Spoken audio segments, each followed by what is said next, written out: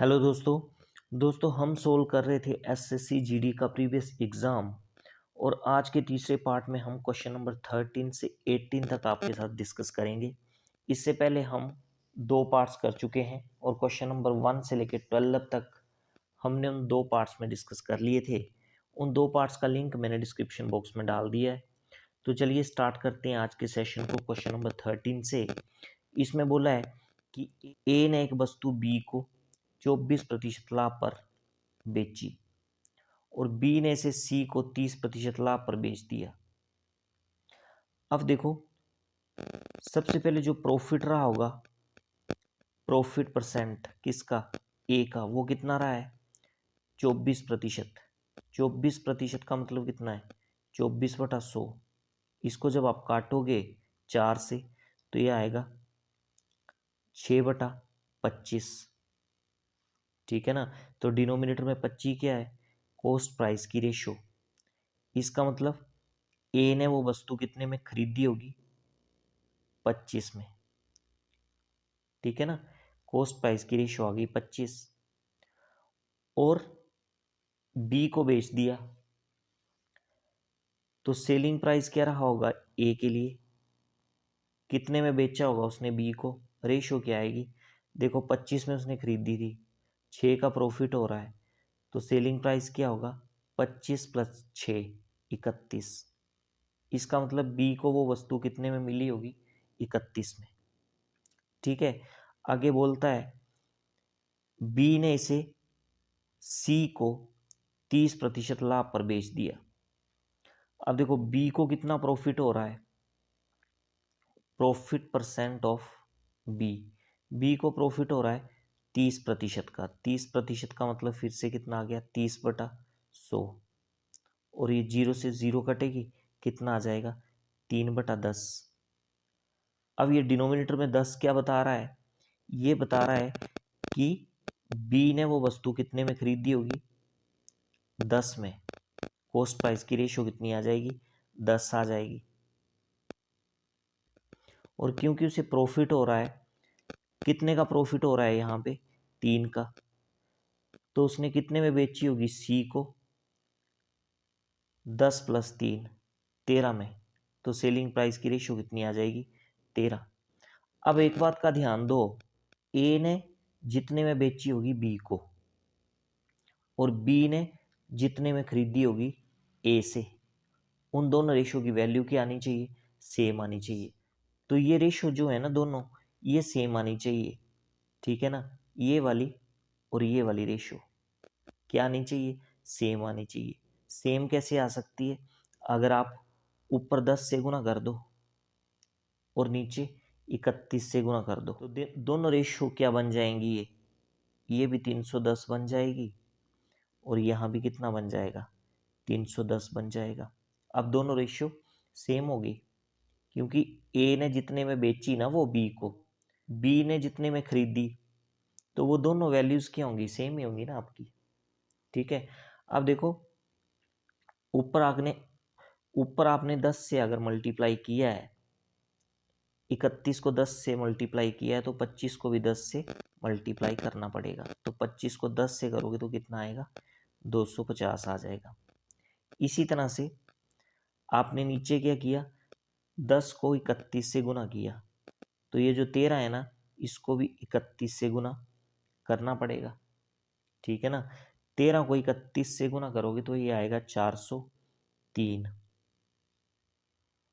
अब देखो आगे क्या बोला है क्वेश्चन में, बोला यदि बी का लाभ ए की तुलना में 72.60 अधिक था तो बी ने इसके लिए कितना भुगतान किया होगा।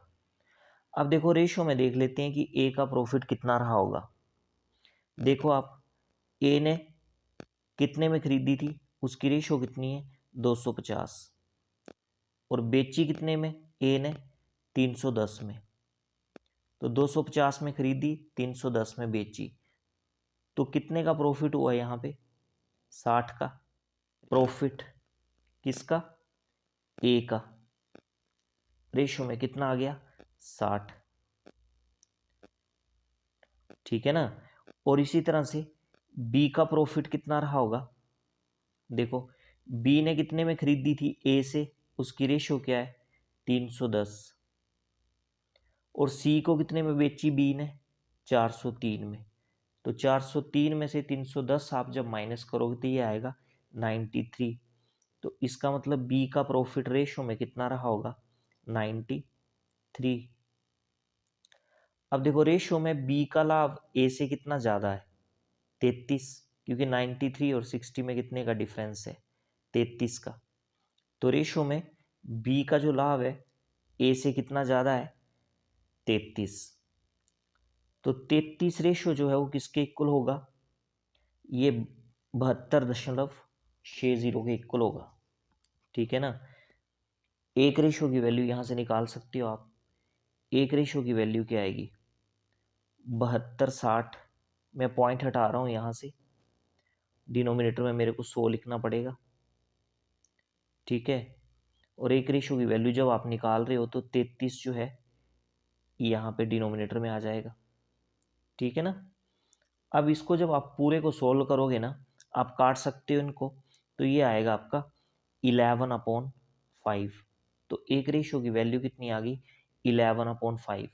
क्वेश्चन में आपको निकालना क्या है, बोला बी ने इसके लिए कितना भुगतान किया होगा, मतलब बी ने वो वस्तु ए से कितने रुपए में खरीदी होगी। रेशो में देख लो आप, बी ने कितने में खरीदी है ए से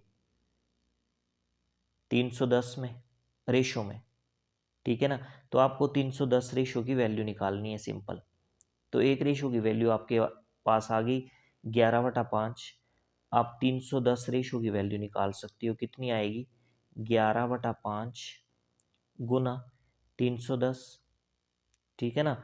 ये 5 से 310 कट जाएगा 62 आ जाएगा, और 62 को जब आप 11 से मल्टीप्लाई करोगे तो ये आएगा 682। तो बी ने वो वस्तु ए से कितने में खरीदी होगी 682 रुपये में। ठीक है ना। तो ऑप्शन जो है यहाँ पे सी सही हो जाएगा। ठीक है ना। अगला क्वेश्चन देखो, इसमें बोला है ए और बी एक कार्य को क्रमशः 12 दिनों और 18 दिनों में पूरा कर सकते हैं। तो साथ साथ में क्वेश्चन को सोल्व भी कर लेते हैं। देखो ए जो है एक काम को कितने दिनों में ख़त्म कर सकता है 12 दिनों में, और बी कितने दिनों में ख़त्म कर सकता है 18 दिनों में। अब हमें कुल काम निकालना है कि कुल काम था कितना। तो वो कैसे निकलता है, इन दोनों के एलसीएम से। देखो 12 और 18 का एलसीएम क्या होगा 36। तो कुल काम कितना हुआ 36, ये याद रखना आपको। उसके बाद हमें निकालनी होती है एफिशिएंसी, कार्य क्षमता। कार्य क्षमता कैसे निकालनी है, कुल काम divide by number of days. अगर हमें ए की एफिशिएंसी निकालनी है ना, तो कैसे निकालेंगे, कुल काम 36 है, और डिवाइड बाय ए जितने दिनों में काम को ख़त्म करता है। तो ए 12 दिनों में ख़त्म करता है, तो 36/12 कितना होगा 3। तो ए की एफिशिएंसी 3 आ जाएगी। इसी तरह से बी की एफिशिएंसी कितनी आ जाएगी 36/18 2 आ जाएगी बी की कार्य क्षमता। अब देखो ए की कार्य क्षमता 3 आई, इसका मतलब क्या है कि ए जो है एक दिन में 3 काम कर सकता है, और बी की एफिशिएंसी 2 आने का मतलब क्या है कि बी एक दिन में 2 काम कर सकता है। अब देखो आगे क्वेश्चन में क्या बोला है कि उन्होंने 4 दिनों तक एक साथ मिलकर काम किया। अब देखो एक दिन में कितना काम कर सकता है 3, बी एक दिन में कितना काम कर सकता है 2। तो ए प्लस बी ने, ए और बी ने एक दिन में कितना काम किया होगा 3 + 2 5 काम किया होगा कि नहीं किया होगा, क्योंकि ए जो है एक दिन में 3 काम कर सकता है और बी एक दिन में 2 काम कर सकता है। अब बोलता है दोनों मिलके काम कर रहे हैं, तो दोनों मिलके एक दिन में कितना काम करेंगे 3 + 2 5 ही करेंगे, जितनी उनकी एफिशिएंसी है उसका सम आ जाएगा। ठीक है। अब देखो, अब एक दिन में वो अगर 5 काम कर रहे हैं तो उन्होंने कितने दिन इकट्ठे काम किया? 4 दिन। तो एक दिन में वो 5 काम कर रहे हैं, 4 दिन में कितना काम करेंगे? 5 गुना 4 20। तो यहाँ पे आगे आ जाएगा ए प्लस बी का 4 दिन का काम कितना हो जाएगा? 5 गुना 4 20 काम।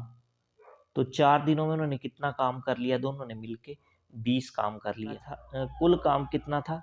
36। दोनों ने कर कितना लिया? 20। तो बचा कितना? 36 माइनस 20। 36 माइनस 20 करोगे कितना आ जाएगा? 16 काम बच गया। आगे क्वेश्चन को पढ़ो। आगे बोला है जिसके बाद बी के स्थान पर सी को कार्य पर लगा दिया गया तथा शेष कार्य ए और सी ने अगले 4 दिनों में पूरा कर लिया। अब देखो, बी की जगह कौन आ गया? सी आ गया।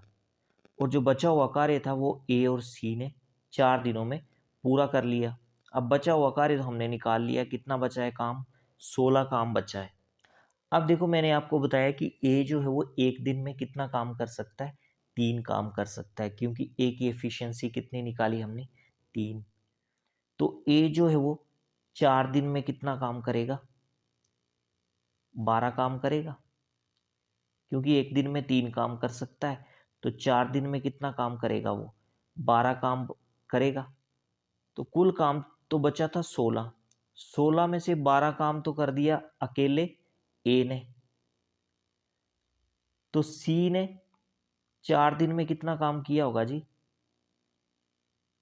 सी ने 4 दिन में 4 काम ही किया होगा, तभी काम खत्म हुआ ना। 16 काम तभी खत्म हुआ। 12 काम तो अकेले ए ने कर दिया, क्योंकि एक दिन में 3 काम कर सकता है, तो 4 दिन में 12 काम करेगा।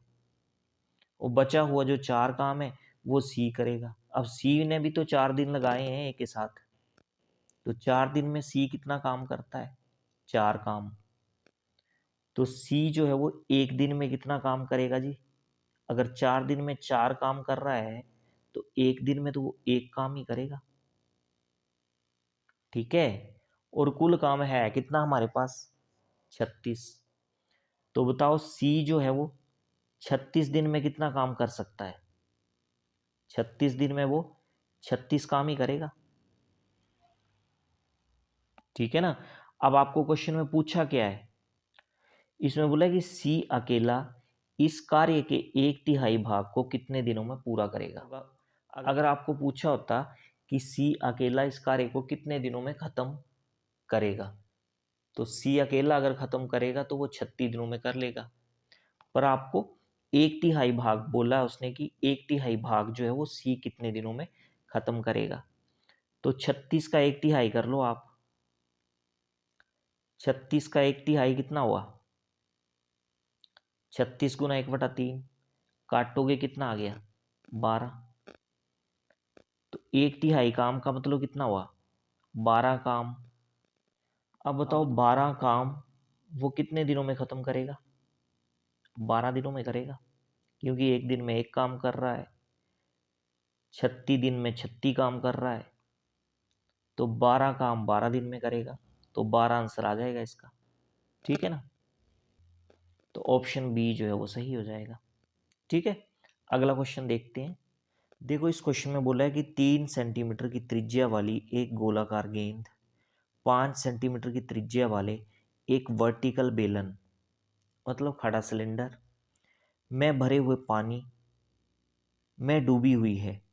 ये मानते हुए कि गेंद पूर्णतः पानी में डूबी हुई है, जल स्तर में होने वाली वृद्धि सेंटीमीटर में दशमलव के 2 स्थानों तक ज्ञात कीजिए। अब देखो, इस क्वेश्चन को समझने के लिए मैंने यहाँ पे 2 फिगर्स बनाई हैं। पहली फिगर में क्या हो रहा है? एक बेलन है आपके पास और उसमें कुछ पानी भरा हुआ है, और पानी की जो हाइट है वो कितनी है? h, स्मॉल h लिखा है। और बेलन का जो त्रिज्या है वो आपको 5 सेंटीमीटर दे रखी है। तो त्रिज्या कहाँ से कहाँ तक होगी? यहाँ से लेके यहाँ तक क्या होगी? ये त्रिज्या किसकी? बेलन की। ठीक है ना। अब क्या हो रहा है?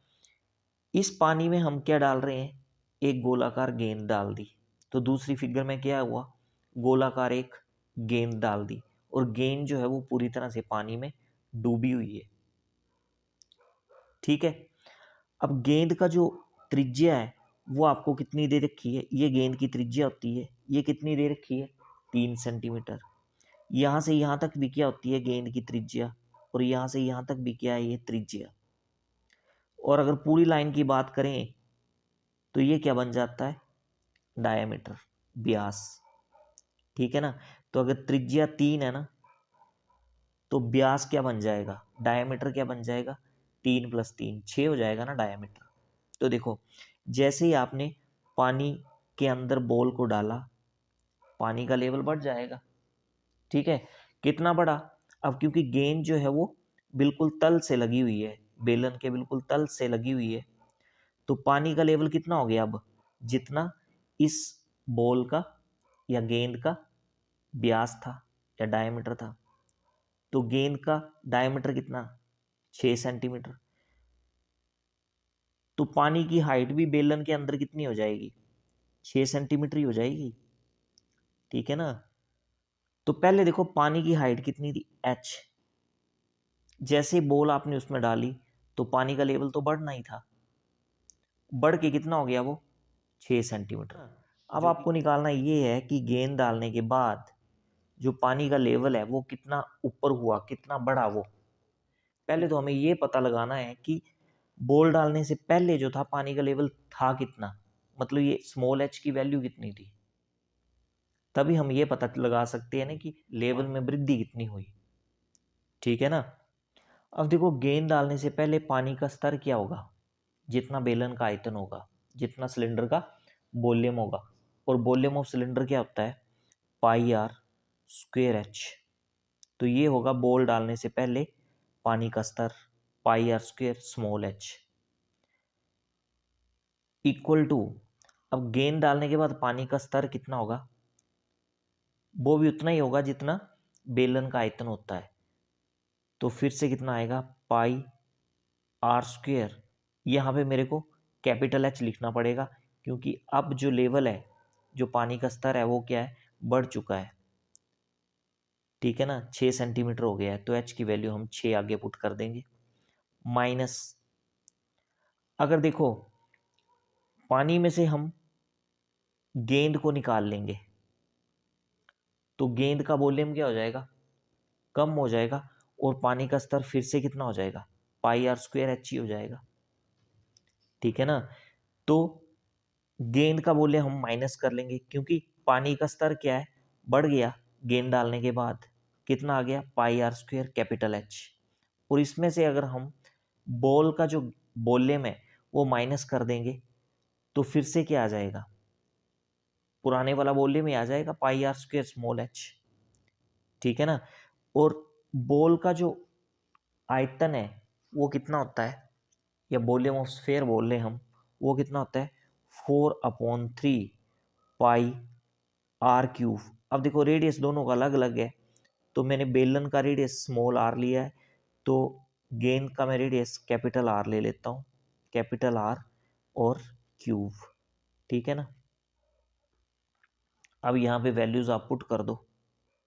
अब देखो पहले तो पाई आपका कॉमन आ रहा है, पाई आपका बाहर आ जाएगा, ब्रैकेट के अंदर r²h बचेगा, और राइट साइड में भी पाई आपका बाहर आ जाएगा, r² कैपिटल H आएगा, -4/3 r कैपिटल आ जाएगा और क्यूब आ जाएगा।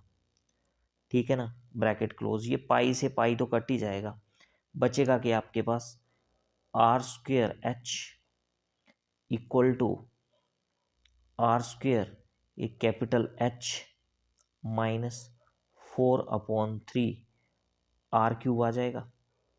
अब वैल्यूज पुट कर दो, स्मॉल r क्या आपका बेलन की जो त्रिज्या है, बेलन की त्रिज्या कितनी थी 5, तो r की जगह 5 आ जाएगा, 5 का स्क्वायर करोगे तो 25 आ जाएगा, और स्मॉल h तो हमें निकालना है, इक्वल टू, यहाँ भी स्मॉल r की वैल्यू कितनी आ जाएगी 5 आ जाएगी, जो कि बेलन की त्रिज्या है, तो 5 का स्क्वायर 25 आ जाएगा यहाँ से फिर, और h जो है वो क्या है, पानी का लेवल जो गेंद डालने के बाद हुआ, कितना हुआ 6 सेंटीमीटर, h की वैल्यू 6 आ जाएगी, minus 4/3 into R cube. R किसकी त्रिज्या है? गेंद की त्रिज्या। गेंद की त्रिज्या कितनी है? 3। 3 को 3 बार गुना करेंगे कितना आएगा? 27 आ जाएगा ये। ठीक है यहाँ तक। अब देखो ये आ गया आपका 25 गुना h आ जाएगा लेफ्ट साइड में। 25 को 6 से करेंगे 150 आएगा, और 3 से ये 27 कट जाएगा, 9 आ जाएगा, और 9 को 4 से गुना करोगे 36 आ जाएगा। ठीक है, तो 25h की वैल्यू कितनी आ गई आपके पास? 125 में से 36 माइनस करोगे तो कितना आएगा? 114 आ जाएगा। ठीक है ना। आपको स्मॉल h की वैल्यू चाहिए, जैसे मैंने स्टार्टिंग में आपको बताया था। तो स्मॉल h की वैल्यू कैसे निकालोगे आप? 114 और 25 आ जाएगा आपका डिनोमिनेटर में। ठीक है, अब इनको काटोगे जब आप, तो पॉइंट में आएगा ये 4.56 सेंटीमीटर। ठीक है ना। इसका मतलब क्या हुआ कि गेंद डालने से पहले जो पानी का लेवल था ना, यानी स्मॉल h की जो वैल्यू थी वो कितनी थी? 4.56। आपको निकालना है कि बॉल डालने के बाद जो लेवल में वृद्धि हुई वो कितनी हुई। वृद्धि कैसे निकालोगे आप? देखो, बॉल डालने के बाद लेवल कितना हो गया था? 6 हो गया था, और बॉल डालने से पहले कितने था? 4.56। ये अभी निकाला हमने। तो अगर 6 में से 4.56 माइनस करोगे तो आएगा 1.44 सेंटीमीटर। तो इसका मतलब बॉल डालने के बाद लेवल में कितनी वृद्धि हुई? 1.44 सेंटीमीटर की वृद्धि हुई। ठीक है ना। तो क्वेश्चन नंबर 15 का ऑप्शन ए जो है यहाँ पे सही हो जाएगा। ठीक है, अगला क्वेश्चन देखो। इसमें बोला एक व्यापारी किसी वस्तु को उसके अंकित मूल्य पर 20% की छूट देकर बेचने पर 20% का लाभ अर्जित करता है। यदि वस्तु का क्रय मूल्य 448 रुपये है तो उसका अंकित मूल्य क्या होगा? अब देखिए, एक व्यापारी किसी वस्तु को उसके अंकित मूल्य पर 20% की छूट देकर 20% का लाभ अर्जित कर रहा है वो। तो पहले तो हमें अंकित मूल्य जो है वो मान लेना है 100। ठीक है ना। अंकित मूल्य का मतलब मार्क प्राइस। तो मार्क प्राइस हमने मान लिया 100 है। ठीक है, ये मानना है कि उसने कितना वस्तु पे मूल्य लिख दिया? 100 रुपये। अब क्या कर रहा है? डिस्काउंट दे रहा है वो। कितने का? 20% का। तो 100 में अगर 20% का डिस्काउंट मिला तो सेलिंग प्राइस कितना हुआ? कितने में बेची उसने? 80 में। ठीक है ना। अब उसको प्रॉफिट भी हो रहा है। 80 में बेचने पर उसको क्या हो रहा है? प्रॉफिट। और प्रॉफिट कितना हो रहा है? 20% का ही प्रॉफिट हो रहा है उसको। तो यहां से हम ये निकाल सकेंगे कि उसने खरीदी कितने में होगी? कॉस्ट प्राइस निकल आएगा, क्योंकि जब आपके पास सेलिंग प्राइस हो और प्रॉफिट भी हो तो आप कॉस्ट प्राइस निकाल सकते हो। क्या फॉर्मूला रहता है कॉस्ट प्राइस का? तो कॉस्ट प्राइस का फॉर्मूला आपका रहता है 100 divide by 100 plus profit percent multiply selling price. ठीक है ना। अब देखो, यहां से वैल्यूज आप पुट कर दो। यहाँ पे इस फॉर्मूले में वैल्यूज पुट करोगे कितना आएगा? ये आ गया आपका 100। अब प्रॉफिट परसेंट कितना आपका? 20%। 100 में 20 प्लस करोगे 120 आ जाएगा यहाँ डिनोमिनेटर में। और सेलिंग प्राइस कितना था आपका? 80। ठीक है, अब देखो ये 0 से 0 कट गई, 4 से 12 कटेगा तो 3 आ जाएगा यहाँ पे, और 4 से ही 8 भी कटेगा तो यहाँ पे 2 आ जाएगा, बाकी कुछ नहीं कटेगा। तो जो कॉस्ट प्राइस आपका बनेगा वो कितना बनेगा? 100 गुना 2 न्यूमिनेटर में आ जाएगा 200/3। ठीक है ना। तो कॉस्ट प्राइस क्या बन गया आपका? 200/3 बन गया। ठीक है ना। और कॉस्ट प्राइस आपको एक्चुअल में दिया कितना है? क्रय मूल्य कितना दे रखा है आपको एक्चुअल में? 448। ठीक है ना। तो इसका मतलब ये 200/3 जो है, 200/3 जो है वो किसके इक्वल होगा? 448 के, ठीक है, 448 रुपये। और यहाँ से एक की वैल्यू हमें निकालनी है तो वो कितनी आएगी, 448, 200/3 दूसरी तरफ जाएगा तो कितना आएगा, 3/200 आ जाएगा ये, ठीक है ना। आपको कितने की वैल्यू निकालनी है, आपको निकालना है मार्क प्राइस, और मार्क प्राइस कितना माना था हमने, 100 माना था। इसका मतलब आपने 100 की वैल्यू निकालनी है। तो आपको अगर एक की वैल्यू मिल गई तो 100 की वैल्यू आप निकाल सकते हो, ठीक है, निकाल लो। 100 की वैल्यू निकाल लो तो कितनी आएगी, 448 इंटू 3 ये 200 आ जाएगा और इंटू 100 आ जाएगा, ठीक है। ये 100 से ये 200 कटा 2 आ गया, और 2 से ये 448 कट जाएगा तो कितना आएगा, 224। और 224 को जब आप 3 से गुना करोगे ना तो ये आ जाएगा आपका 672 रुपये। तो इसका मतलब मार्क प्राइस कितना होगा, 672 रुपये, ठीक है, अंकित मूल्य। तो ऑप्शन ए जो है यहाँ पे सही हो जाएगा। अगला क्वेश्चन देखो। अब देखो इस क्वेश्चन में बोला है कि सुषमा ने रेशमा की तुलना में 40% अधिक निवेश किया, रेशमा ने दिव्या की तुलना में 30% कम निवेश किया। यदि दिव्या द्वारा निवेशित राशि 6,000 रुपये है तो सुषमा द्वारा निवेशित राशि ज्ञात कीजिए। अब देखो, रेशमा ने दिव्या की तुलना में 30% कम निवेश किया है, तो अगर दिव्या का निवेश हम मान लें कितना, 100,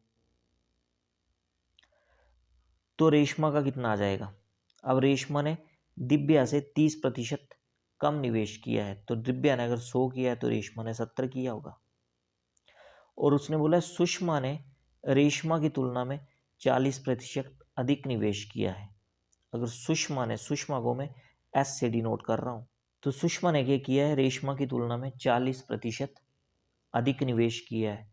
अब देखो, रेशमा ने 70 निवेश किया है और सुषमा ने उससे 40% अधिक किया है, तो 70 का अगर आप 40% निकालोगे तो कितना आएगा, 28 आएगा। तो 70 में 28 प्लस कर लो, कितना आ गया, 98। इसका मतलब सुषमा ने कितना निवेश किया होगा, 98 का। अब क्वेश्चन में आगे क्या बोला है, यदि दिव्या द्वारा निवेशित राशि 6,000 रुपये है। अब देखो, दिव्या जो है वो 6,000 का निवेश कर रही है, तो दिव्या की हमने कितनी मानी है, 100।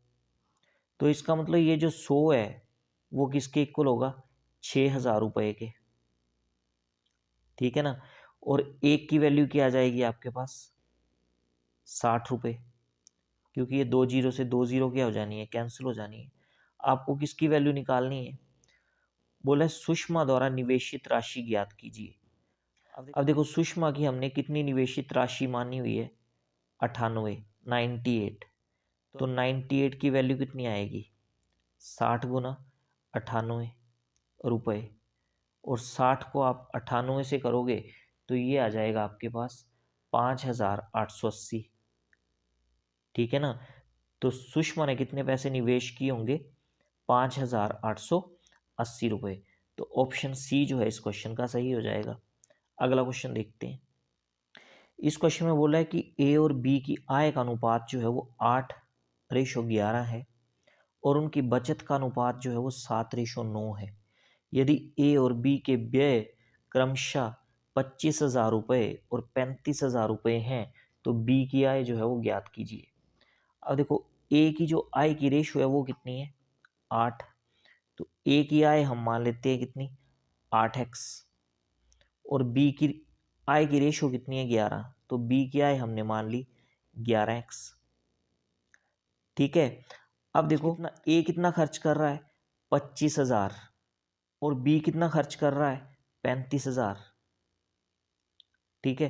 तो ए की बचत क्या हुई, ए की अगर बचत की बात करें तो वो कितनी हुई, ए की आय कितनी है, 8x, और 8x में से वो खर्च कितना कर रहा है, 25,000, ठीक है। तो उसकी बचत कितनी होगी, 8x माइनस 25,000, ठीक है। इसी तरह से जो बी की बचत है वो कितनी होगी, बी की आय कितनी है 11x, और 11x में से वो कितना खर्च कर रहा है 35,000, तो बचत कितनी हुई 11x माइनस 35,000। ठीक है यहां तक। अब देखो आपको बचत की जो रेशो है वो दे रखी है 7:9। बचत की जो रेशो है वो 7:9 दे रखी है। ठीक है, तो यहां ए की बचत कितनी है 8x माइनस 25,000, और रेशो का मतलब डिवाइड, बी की बचत कितनी है 11x माइनस 35,000, और कितनी दे रखी है ये रेशो बचत की 7:9, मतलब 7/9।